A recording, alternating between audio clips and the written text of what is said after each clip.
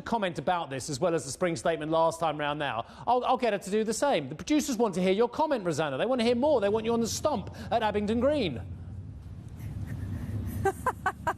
Who wants commentary? You know, I'm not here to provide a bit of commentary, but I will provide you with some of the facts there. Now, you've already mentioned those a few decades since we've seen this kind of inflation, Steve. It's quite extraordinary.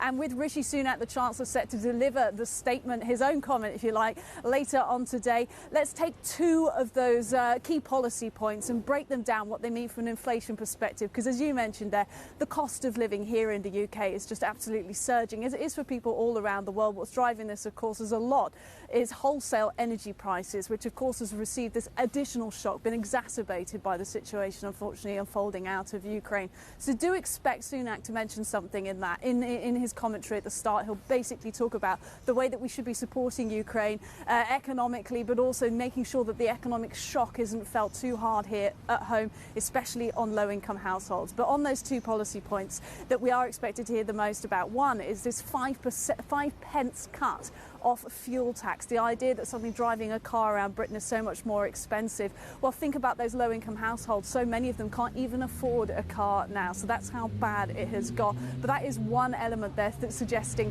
to try and make the cost of things a little bit better here.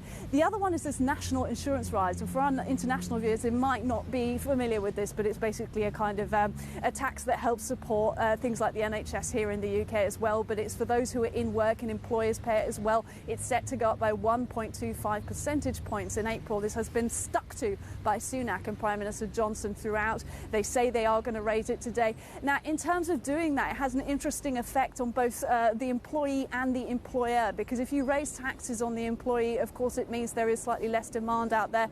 So that means that inflation will be tampered down slightly. However, from the employer point of view, I was just reading from the British Chambers of Commerce, warning that that will have an impact on business cash flows, which means that employers, businesses, restaurants, if you like, will have to raise prices again, which again means further inflation. So it's this unfortunate push-pull of fiscal policy tools out there at the moment. How do you stop this inflation from running away, whilst at the same time keeping an eye on the growth shock that will come out of the Ukraine war as well? Because there is talk that we could be seeing the UK tipping into a shallow technical recession, which could actually lead to deflationary measures in the medium to long term. So what we will see this spike, and as you said there, 8.1% for RPI, above 6%. I think it was 6.2% for CPI. Really extraordinary figures. Could yet go higher and then could suddenly drop off. So for Sunak, it's a very tough position to be in at the moment. He's in a very, very tight squeeze indeed. A reminder, though, that the spring statement isn't supposed to be an interventionist budget like we normally get in autumn, where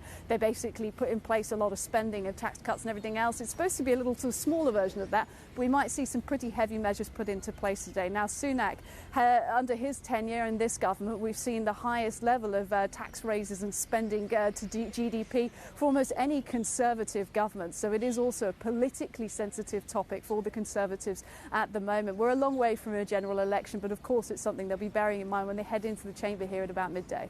Yeah, Rosanna, you make a terrific point there about the size of the government's take at this point. Are the Tories no longer the party of low taxes? Is that done? Are they now like the Labour Party?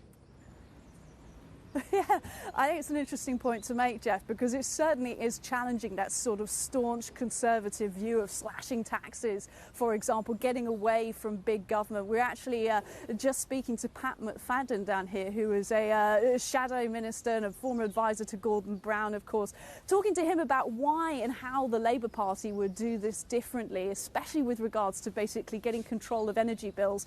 And he was talking on this idea of taxing the large energy companies, people like Shell and BP, who are instead now paying out their profits in dividends and saying, look, we should be taking that money from them and ensuring that consumers here in the UK aren't paying such high energy bills. But really, it's a very tough call for the people like British Gas and E.ON, these energy providers in the UK, because with so many other companies going bust and out of business, I think it was around 29 companies in the last year or so that have gone out of business because of these enormous soaring energy costs and being unable to keep control of that consumers. It means that it's just created this incredibly tight market, and they're dealing with with the spike in wholesale energy prices, gas and oil worldwide. And it's just a very tough situation at the moment to try who's in control. And Governor Bailey basically saved the Bank of England just last week. You know, we've done what we can by raising the interest rate hike. You know, it's up to you guys now in the Treasury, so we'll have to see what they come up with.